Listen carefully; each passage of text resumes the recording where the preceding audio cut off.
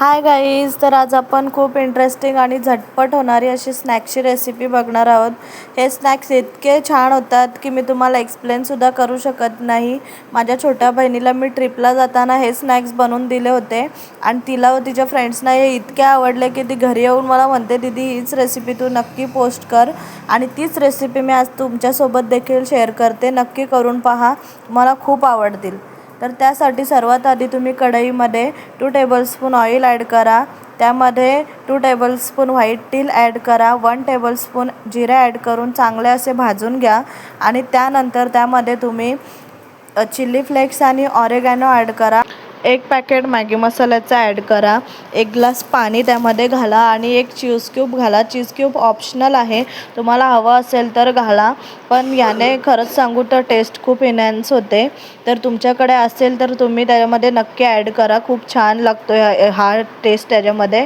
आणि त्यानंतर तुम्ही एका साईडला एका मिक्सर जारमध्ये 2 कप रवा बारीक करून घ्या आणि एका परातीत त्याला ॲड करा आणि त्यामध्ये एक वाटी गव्हाचं पीठ ॲड करा। चवीनुसार तुम्ही मीठ घाला। त्यामध्ये 4 टेबलस्पून ऑइल ॲड करून चांगलं असं मिक्सर असं मिक्स करून घ्या आणि त्यानंतर आपण जे मिक्सर तयार केलेलं आहे ते त्यामध्ये थोडं ॲड करा, एकदम ॲड करू नका, थोडं ॲड करा, जेणेकरून तुमचा जो डो आहे तो जास्त पातळही होणार नाही।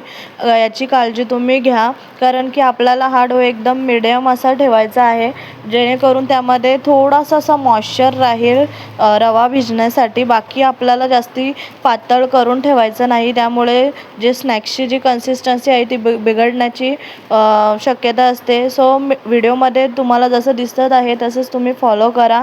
अतिशय छान होतात हे स्नॅक्स जर तुम्ही प्रॉपर मेजरमेंटनी केलंत ना, तर मी तुम्हाला गॅरंटी देते का तुम्हाला नक्कीच आवडतील हे। तर मीडियम असा तुम्ही डो बनवून ठेवा आणि 15 ते 20 मिनटं त्याला चांगला भिजत ठेवा, जेणेकरून जो डो आहे तो चांगला भिजेल आणि जो रवा आहे तो चांगला असा सॉफ्ट झाला पाहिजे।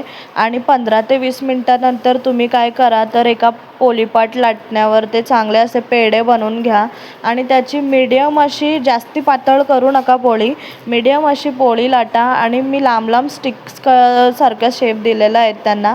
तुम्हाला आवडेल तो शेप द्या, शेप मॅटर करत नाही, टेस्ट मॅटर करतो। आणि मी जे शेपने बनवले आहेत ते मला आवडतात पर्सनली, सो मी तसं बनवते। तुम्हाला जर ट्रायंगलमध्ये बनवायचे असतील तर तुम्ही तसे देखील बनवू शकता। आणि त्यानंतर तुम्ही हे कट करून घेतल्याच्या नंतर काय करा, तर ऑइलमध्ये त्यांना मीडियम टू लो गॅसवर असं फ्राय करा। गॅसची फ्लेम हाय करू नका, नाहीतर ते सॉफ्ट होऊन जातील आणि त्यांची शेल्फ लाईफ आहे ती देखील कमी होऊन जाईल। तर अशा पद्धतीने मी तयार केल्या आहेत आणि ते तुम्ही चांगले असे फ्राय करून घ्या। फ्राय केल्याच्या नंतर तुम्ही त्यांना एक एअरटाईट कंटेनरमध्ये स्टोअर करून ठेवू शकता आणि हवं तेव्हा ते एन्जॉय करा। त्याची चव इतकी छान होते की मी तुम्हाला एक्सप्लेन पण करू शकत नाही। जेव्हा तुम्ही रेसिपी ट्राय कराल ना, तुम्हाला आपोआपच समजून जाईल की मी का तुम्हाला असं म्हणत होते। तर ही रेसिपी ट्राय करा आणि तुम्हाला देखील माझ्यासारख्या चांगल्या कॉम्प्लिमेंट्स मिळतील। ज्यांना तुम्ही रेसिपी मतलब हे स्नॅक्स खायला द्याल ना, ते तुम्हाला कॉम्प्लिमेंट्स दिल्याशिवाय राहणार नाही, ही माझी गॅरंटी आहे।